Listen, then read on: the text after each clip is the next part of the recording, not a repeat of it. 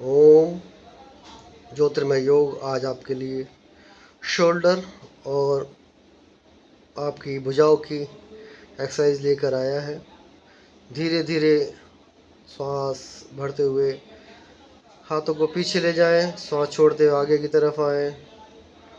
पूरा आपकी चेस्ट में ऑक्सीजन का दबाव बढ़ेगा। धीरे से ऊपर की तरफ हाथों को ले जाएं।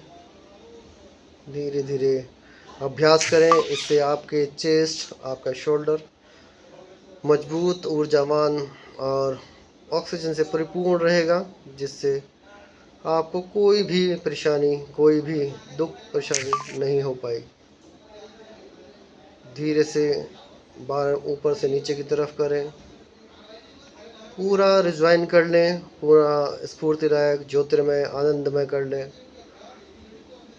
पूरा आनंदमय। ओम।